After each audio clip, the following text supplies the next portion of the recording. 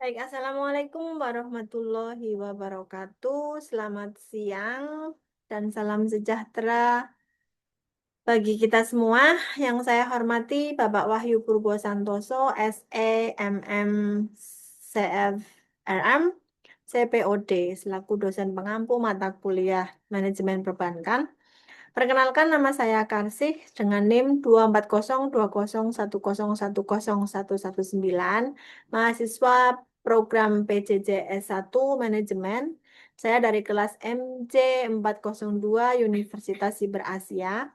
Pada kesempatan ini saya akan menyampaikan analisis mengenai kesetaraan gender di lingkungan perbankan dengan mengambil kasus Citi Indonesia. Judul pembahasan saya adalah kesetaraan gender harus bergerak dari angka menuju pengaruh. Baik, konteks masalah. Terdapat dua angka penting dalam kasus ini. Yang pertama adalah sebanyak 56% pegawai Citi Indonesia adalah perempuan. Angka tersebut menunjukkan bahwa perempuan telah memiliki representasi yang kuat dalam komposisi pegawai perusahaan. Yang kedua, berdasarkan dari data Bank Dunia pada tahun 2021 yang dikutip dalam soal, sekitar 54% perempuan usia produktif di Indonesia memilih untuk bekerja. Namun, kedua angka ini tidak dapat dibandingkan secara langsung karena dasar pengukuran berbeda. Angka 56% menggambarkan komposisi internal Citi Indonesia, sedangkan angka 54% menggambarkan partisipasi perempuan dalam dunia kerja secara nasional. Pertanyaan yang perlu diajukan adalah, apakah tingginya jumlah pegawai perempuan juga disertai akses yang setara terhadap promosi, kepemimpinan, dan pengambilan keputusan?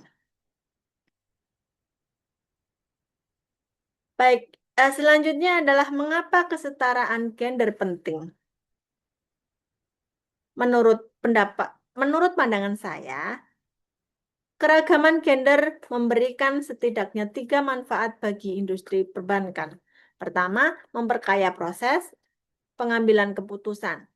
Perbedaan pengalaman dan sudut pandang dapat membantu bank memahami keputusan nasabah serta mengidentifikasi risiko dengan lebih menyeluruh.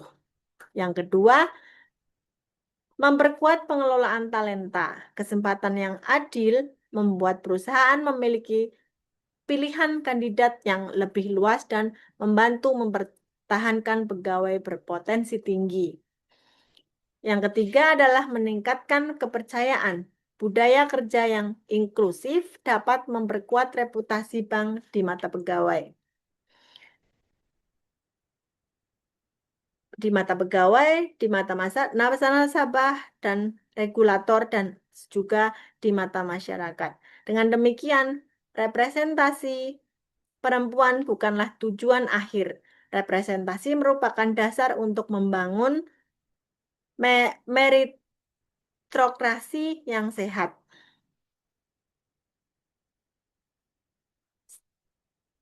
Selanjutnya adalah representasi adalah titik awal. Angka 56% merupakan pencapaian yang sangat positif, tetapi kesetaraan gender perlu diuji pada seluruh dasar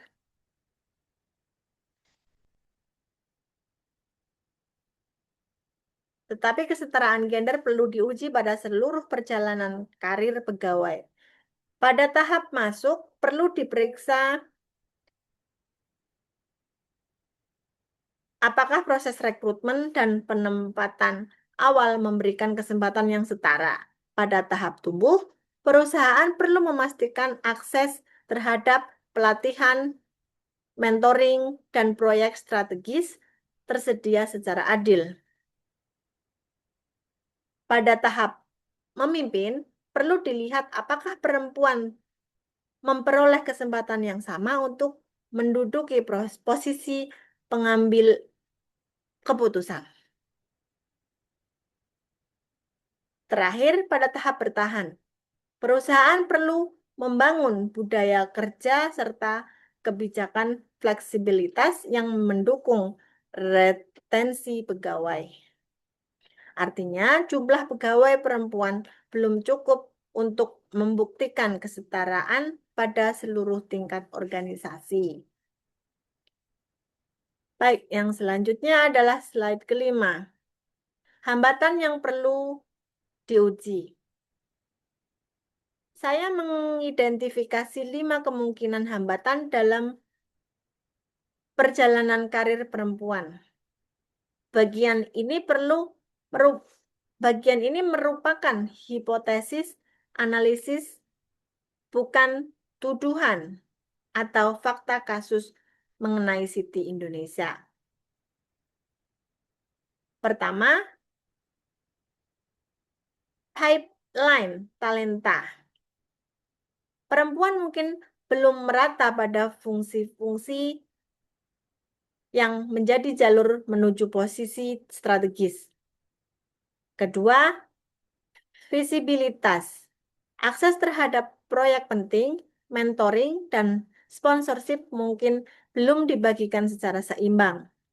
Yang ketiga adalah bias dalam pengambilan keputusan. Penilaian terhadap potensi dan gaya kepemimpinan dapat dipengaruhi oleh bias yang tidak disadari. Yang keempat adalah beban pengasuhan. Kurangnya fleksibilitas dapat mengurangi kemampuan pegawai untuk bertahan dan mengembangkan karir. Yang kelima, rasa aman. Pegawai membutuhkan mekanisme pelaporan yang dipercaya, perlindungan pelapor, serta tindak lanjut yang jelas. Semua dugaan tersebut harus dibuktikan melalui data internal dan survei pengalaman pegawai. Baik, selanjutnya adalah perspektif dari Hong Kong. Sebagai mahasiswa yang berdomisili di Hong Kong, saya menggunakan lingkungan internasional sebagai lensa untuk melihat masalah ini. Pertama, bank perlu memastikan bahwa perbedaan bahasa, budaya, dan gaya komunikasi menjadi sumber wawasan, bukan hambatan. Yang kedua, bank perlu memastikan bahwa perempuan perlu mendapatkan akses yang setara terhadap proyek regional, mobilitas internasional, dan jaringan sponsor. Yang ketiga, prinsip promosi fleksibilitas dan keamanan kerja harus diterapkan secara konsisten di setiap lokasi perusahaan.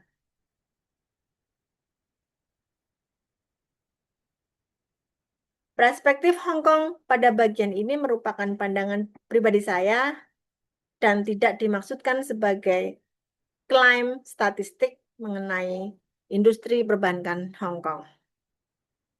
Selanjutnya adalah 5 pilar solusi. Saya mengusulkan 5 pilar tindakan. Pilar pertama adalah transparansi data. Transparansi data, bank perlu mengukur komposisi pegawai, promosi, remunerasi, retensi, dan partisipasi dalam proyek strategis berdasarkan tingkat jabatan. Pilar kedua adalah proses pengelolaan talenta yang adil melalui kriteria promosi yang transparan dan panel penilai yang beragam. Pilar ketiga adalah sponsorship dari pemimpin. Sponsor tidak hanya memberikan nasihat, tapi juga membuka akses menuju proyek dan kesempatan penting.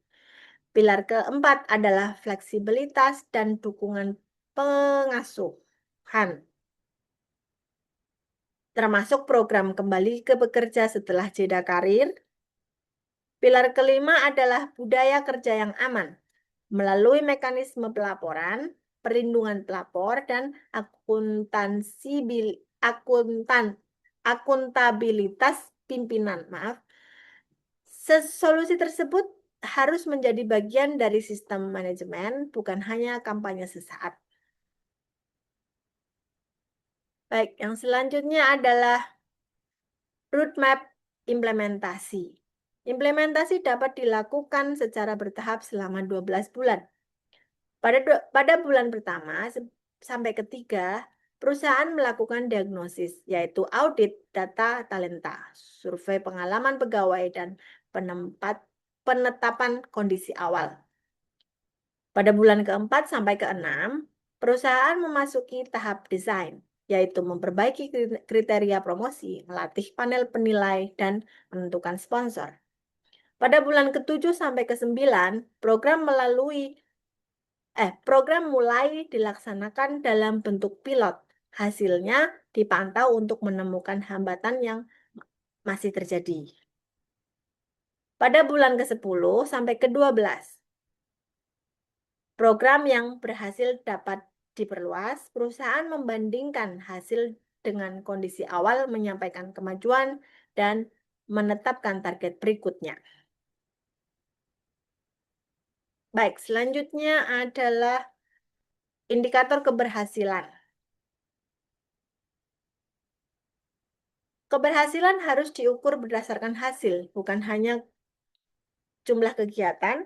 Indikator pertama adalah representasi perempuan pada setiap tingkat jabatan, terutama posisi pimpinan. Indikator kedua adalah tingkat promosi untuk mengetahui apakah kesempatan promosi telah diberikan secara setara. Indikator ketiga adalah retensi untuk mengetahui pada tahap mana pegawai perempuan paling banyak meninggalkan perusahaan. Indikator keempat adalah akses terhadap peluang seperti proyek strategis, pelatihan mentoring, dan sponsorship. Indikator kelima adalah rasa aman yang dapat dilihat dari tingkat kepercayaan terhadap mekanisme pelaporan dan ketepatan penyelesaian kasus. Target angka sebaiknya ditentukan setelah perusahaan memiliki data dasar yang valid.